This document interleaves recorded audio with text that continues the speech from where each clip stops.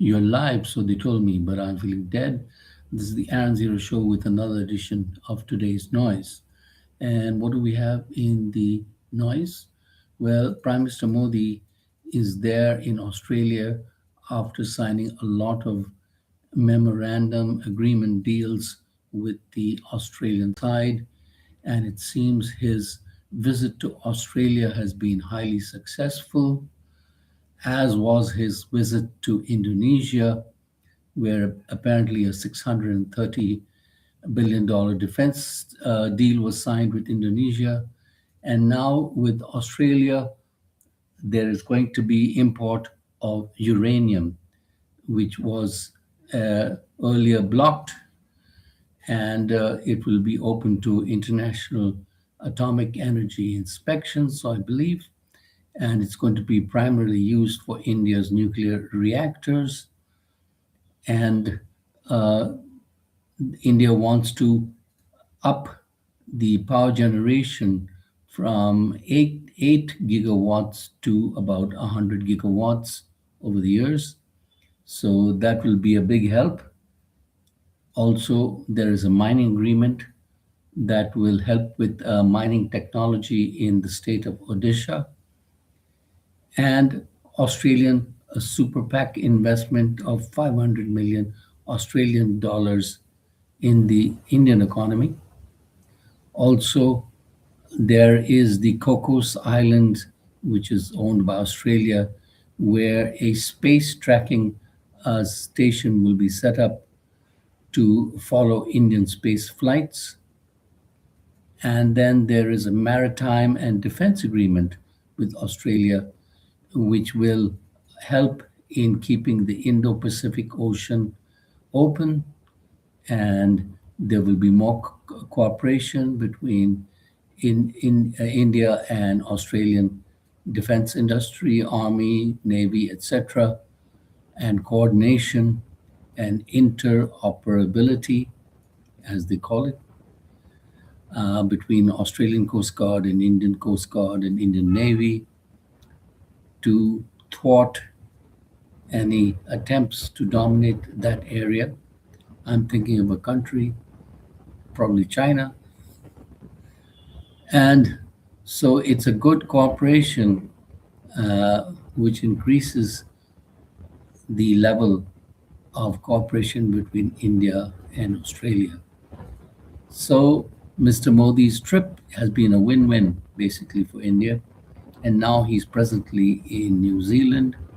So we will tell you tomorrow what he has cooked up there. In other news, the US Iran state of affairs is more or less the same, with each side attacking the other. And US Central Command has attacked a lot of, apparently 90 sites or something in Iran, including a railway bridge that connects with China, and near the Mashhad area where Ayatollah Khomeini has been buried.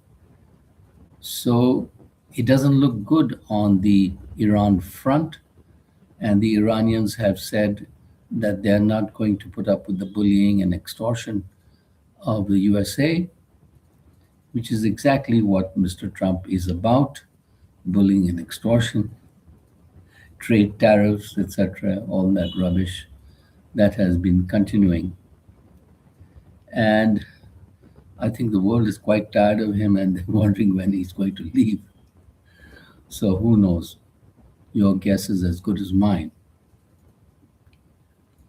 And in international football, the loss of Egypt to Argentina, 3-2 loss, is a bit disconcerting because apparently they use the VAR system, which is video assisted refereeing system, which could make mistakes apparently. And when Egypt was leading the game with 2 goals, I believe, the the uh, the referee disallowed 1 goal, and he said it was on the because the other side, the Argentinian side, was in the penalty area, and so the whole situation is a mixed up situation, and Egypt has protested formally against the French referee who refereed the Argentinian Egyptian match. Anyway, Argentina is now out to the quarterfinals or semifinals, I believe, and Egypt is left in the lurch. But if Egypt had won against Argentina, that would have been another big upset. So maybe next time, who knows? Because even a tiny country called Cabo Verde had held Argentina, I believe, to a draw. And that tiny country produced some amazing football, having no professional players as such who were going to the fancy clubs, fancy European clubs that all the Argentinian, Spanish, French, English, etc., go to basically, and they are dominating those clubs.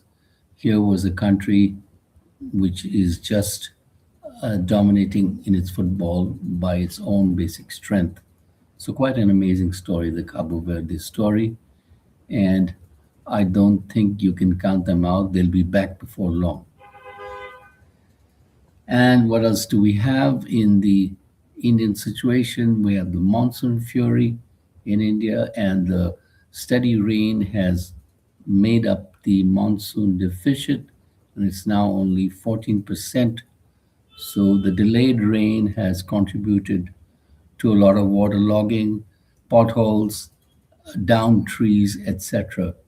So the municipal corporations of the city of India are not ready for the monsoon once again.